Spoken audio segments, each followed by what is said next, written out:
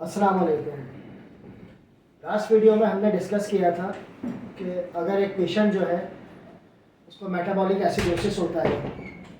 Metabolic acidosis क्या होता है, लास्ट वीडियो में हमने डिस्कस किया है कि अगर पीएच की वैल्यू कम हो जाती है और बाइकार्ब भी कम हो जाता है एबीजीज में, इसको मेटाबॉलिक एसिडोसिस कहते हैं।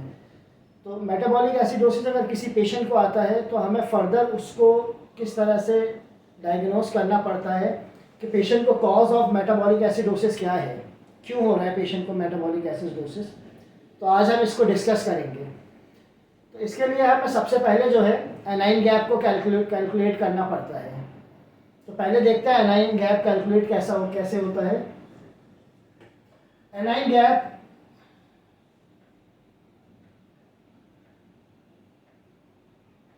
गैप का फॉर्मूला हमारे पास जो है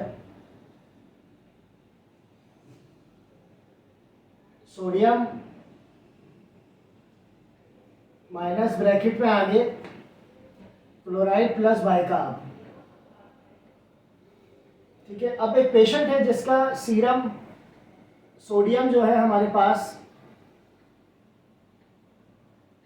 140 का है, क्लोराइड जो है हमारे पास 100 है और बाइकार्ब की वैल्यू जो है वो 20 है। ये सीरम जो हम ब्लड टेस्ट करवाते हैं, ये नॉर्मल वैल्यूज़ उसकी कंसिडर करना है। अगर ये आती हैं तो अब हम इसको कैसे कैलकुलेट करेंगे। सोडियम हमारे पास कितना है 140 माइनस ब्रैकेट क्लोराइड हमारे पास 100 है प्लस बाइकार्ब हमारे पास जो है वो 20 है। तो एनाइन गैप 140 माइनस, पहले ब्रैकेट वाला सॉल्व करते हैं, इन दोनों को प्लस करें तो 120 हो जाएगा। एनाइन गैप 140 को 120 से माइनस करें तो 20 बचेगा। Normal value of anion gap जो है हमारे पास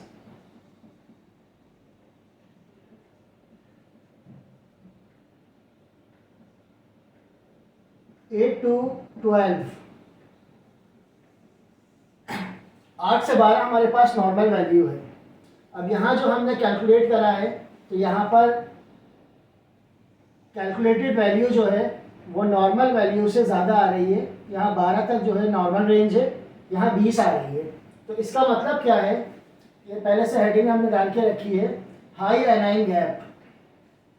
एनाइन गैप जो है वो हाई आ रहा है, तो ये high anion gap metabolic acidosis होगा। एनाइन गैप लो भी आता है, उसमें अलग बीमारियां हैं, किन किन डिजीज़ में लो एनाइन गैप हो सकता है। आज हम देखते हैं कि हाई एनाइन गैप में कौन कौन सी बीमारियां जो हैं वो पॉसिबल हैं। ठीक है, अब जैसे ये पेशेंट है, इसका एनाइन गैप हाई आ गया है। हाई एनाइन गैप में अब हमें कौन कौन सी डिजीज़ को रूल आउट करना है तो इसके लिए एक वर्ड है cat mud piles.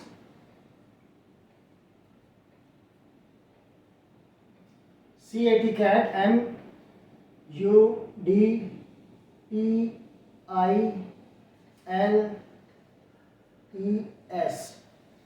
Cat mud piles. इनमें से हर एक वर्ड से एक बीमारी के नाम आते हैं जो आप हाई एनाइन गैप का कॉज निकालोगे कि पेशेंट को ऐसा क्या हुआ है जिसकी वजह से एनाइन गैप हाई आ रहा है, उसको मेटाबॉलिक एसिडोसिस आ रहा है। तो इनके हिसाब से आप फिर पेशेंट को ट्रीट करेंगे अकॉर्डिंग टू डॉक्टर एडवाइस, जो भी आपका डॉक्टर आपको एडवाइस करता है। ठीक है, तो सबसे पहले देखते हैं सी से क्या क्या चीज़ें आती हैं।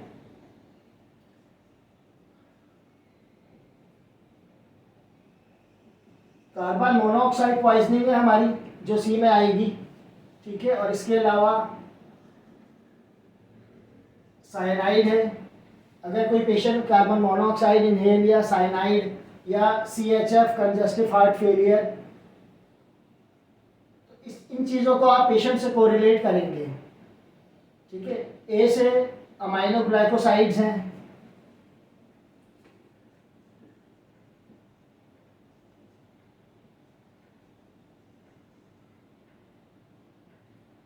Amino glycosides. टी से जो है टोल्यूइन है, कोई पेशेंट टॉलिन लेके आ जाए या थियोफाइलिन है टी से, थियोफाइलिन लेकर आ जाए, एम मिथेनॉल पॉइजनिंग के साथ कोई पेशेंट आपके पास आ जाए, किसी पेशेंट को यूरीमिया हो, डी वाले वर्ड से आप लोग काफ़ी वाकिफ़ होंगे। डी से हमारे पास DKA,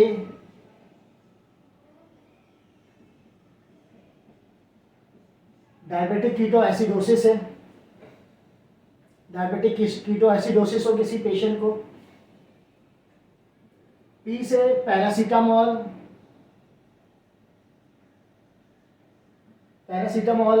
पॉइजनिंग के साथ कोई आ जाए अगर, या पैरा एल्डिहाइड हो।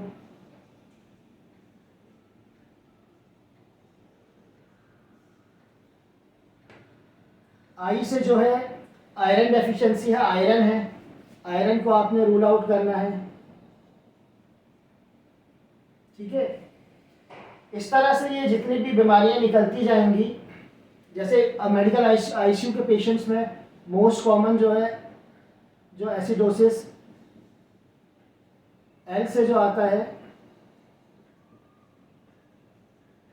Lactic acid acidosis.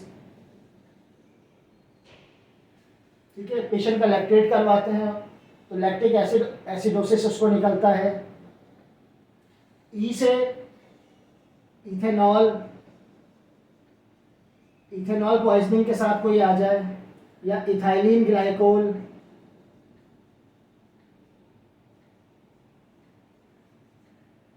एस से सल्फैलिक एसिड है।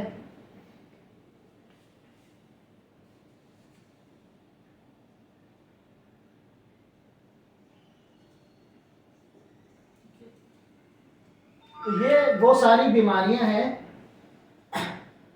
Congestive heart failure, carbon monoxides या साइनाइड पॉइजनिंग के साथ हो, अमाइनोग्लूकोसाइड्स हो ए से, टी से टॉलिन रिएजेंट्स हो, थियोफाइलिन हो, methanol, uremia, diabetic ketoacidosis, paracetamol, paraldehyde poisoning, iron, lactic acid acidosis, ethanol poisoning हो जाए और सल्फैलिक एसिड।